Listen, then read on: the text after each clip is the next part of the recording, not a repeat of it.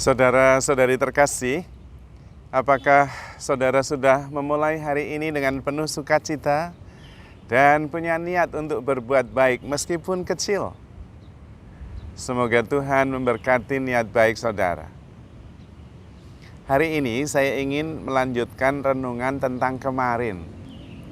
Kemarin itu saya mengajak kita semua untuk latihan menghitung-hitung hari dengan berkat-berkat yang berlimpah, sehingga memenuhi seluruh hari dengan rasa syukur dan berkat.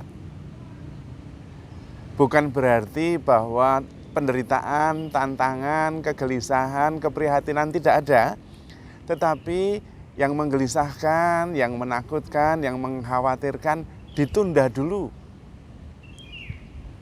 Untuk hari kemarin itu khusus menghitung berkat saja, supaya sepanjang hari penuh dengan berkat. Nah, hari ini saya mau melanjutkan. Melanjutkannya adalah dengan merenungkan bahwa sebetulnya latihan kemarin adalah latihan untuk membuktikan kepada kita bahwa yang berkuasa atas hidup kita itu ya kita sendiri. Kita mau senang ya kita yang milih sendiri, kita mau susah ya kita sendiri yang milih. Nah, kalau hari ini kita sekarang mau menghitung-hitung yang membuat kita menderita, ya monggo, wes.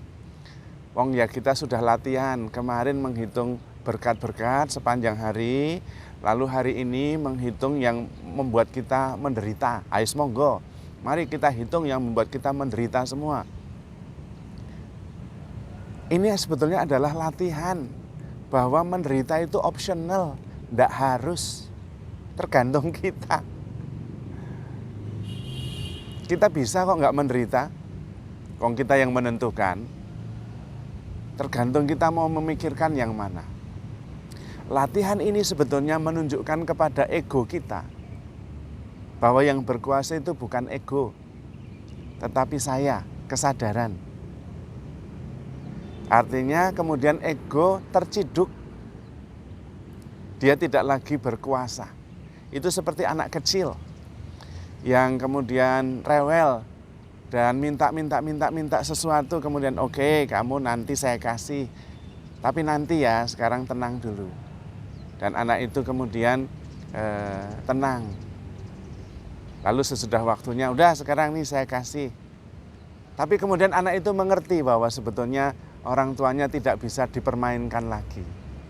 Nah, latihan itu sebetulnya yang penting, membuat ego kita itu terciduk, keconangan, ketahuan, tidak lagi bisa menjadi tuan. Tetapi kita yang mengizinkan atau tidak, kita yang berkuasa. Kesadaran kita yang menguasai ego kita, bukan sebaliknya. Dan latihan ini penting, karena kemudian justru melemahkan ego kita. Itu seperti orang yang dikasihani. Maksudnya begini, ada orang yang cari perhatian, melihat dirinya sebagai korban terus. Kemudian meminta kita untuk memperhatikan. Dan kita terganggu, tapi kemudian kita memutuskan, oke, untuk kali ini saya tidak mau memperhatikan kamu. Tapi nanti sesudah saya beres dengan urusan saya akan memperhatikan kamu. Kamu tunggu dulu ya. Kemudian sesudah beres, udah beres, kamu boleh manja-manja, kamu boleh caper, saya perhatikan. Nah, lalu dia sudah terciduk lalu mengatakan, nggak seru. Kamu cuman kasihan, tidak sungguh-sungguh perhatian sama saya. Nah, latihan itu sebetulnya sangat penting untuk kita. Bahwa kita mau menderita, mau bahagia itu tergantung kita. Wong kita yang mengizinkan kok. Kita yang ngatur. Kalau kita sudah sampai di situ, maka sebetulnya penderitaan itu ya enggak seperti yang kita pikirkan. Penderitaan itu ya optional, bukan keharusan. Kita yang menentukan, kita yang ngatur. Oke, hari ini saya mau menghitung-hitung berkat saja. Menderitanya besok. Lalu besok, ayo sudah, sekarang menderita. Nah, malah lalu kemudian enggak aci. Persis itu yang mau kita capai dengan latihan menghitung-hitung berkat. Tapi Romo, saya itu menderitanya benar, saya itu merasa dikhianati terus. Ya boleh, sekarang menderita begitu, besok kita istirahat ya. Dikhianatinya hari ini, besok istirahat, terus besok lagi merasa dikhianati lagi, ya nggak apa-apa. Itulah latihan kesadaran. Sehingga sebetulnya yang membuat kita menderita, yang membuat kita susah, yang membuat kita bahagia, ya kita sendiri. Kita yang ngatur. Dan persis latihan kesadaran itu membantu kita menjadi tuan atas hidup kita sendiri. Pikiran, ego, itu bisa kita atur. Bukan dia yang mengatur kesadaran saya. Saya yang mengatur kapan saya mau menderita. Toh perasaan itu berubah-ubah. Merasa menderita ya berubah, merasa senang ya berubah. Biarin saja berubah-ubah. Kita yang ngatur, kita yang menentukan. Lama-lama kemudian cengkraman perasaan, cengkraman derita, cengkraman keinginan, cengkraman pikiran bahwa kita itu korban, bahwa kita itu miserable, itu lama-lama tidak terlalu kuat cengkraman. Dan disitulah kebebasan yang sebenarnya. Menderita itu optional, bahagia itu ya optional, tergantung kita. Kita bisa mengaturnya. Dan pada saat seperti itu, kita sungguh-sungguh hidup sepenuhnya. Karena kita yang mengendalikan, bukan otomatis. Ada jarak antara perasaan saya, pikiran saya, dan kesadaran saya. Latihannya sederhana, yaitu mencoba memilih untuk menghitung-hitung berkat dan kemudian mengistirahatkan pikiran yang tidak berupa berkat, ditunda dulu, diberi kesempatan. Pikiran kita itu perlu diakali. Karena kalau tidak didengarkan, dia terus mengganggu kita. Dan itu membuat kita cemas. Tapi kemudian bisa diakali dengan dikasih permen. Ya, nanti saya perhatikan. Kamu memang menderita, iya kamu jadi korban. Tapi nanti ya, sekarang saya mau menghitung berkat-berkat dulu. Nanti sesudah berkat-berkat sudah saya hitung, kamu mau ganggu saya, menunjukkan bahwa kamu itu menderita sekali, jadi korban terus, nggak dicintai terus, ya boleh, saya akui. Tapi kemudian sang ego yang sudah dikuasai itu, kemudian melemah karena terciduk. Ternyata bukan dia yang lebay, yang menguasai, tapi kita.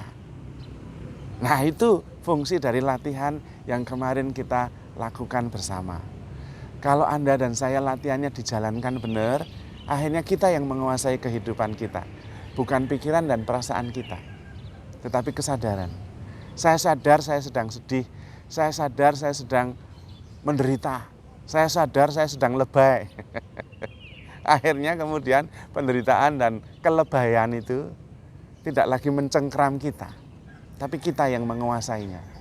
Udah sekarang kamu boleh lebay lagi, kamu jadi korban, wah dikhianati, nggak dicintai, ayo Ben. Tapi kita sudah menguasainya. Dan kemudian kita melampaui itu semua. Karena kita sadar bahwa yang menentukan bukan perasaan, bukan emosi, bukan kelebayan pikiran, tetapi saya. Kesadaran saya.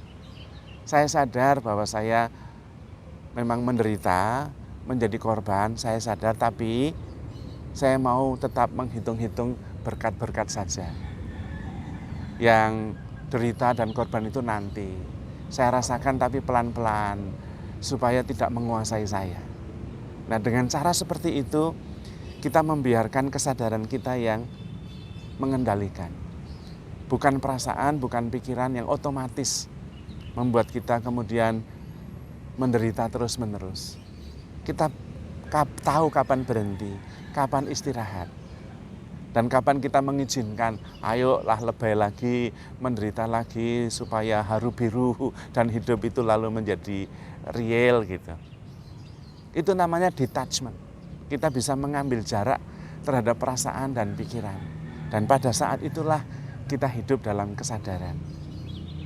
Kesadaran bahwa sebetulnya kita bisa milih.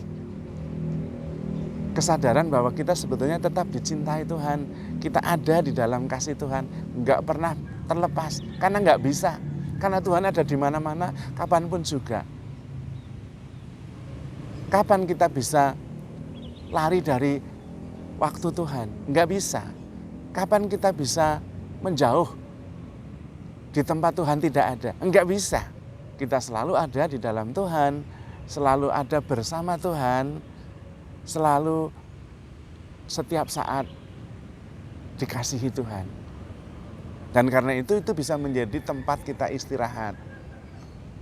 Ketika kita mengalami banyak hal seolah-olah Tuhan tidak peduli, istirahat sebentar, sadar bahwa kita selalu di dalam Tuhan.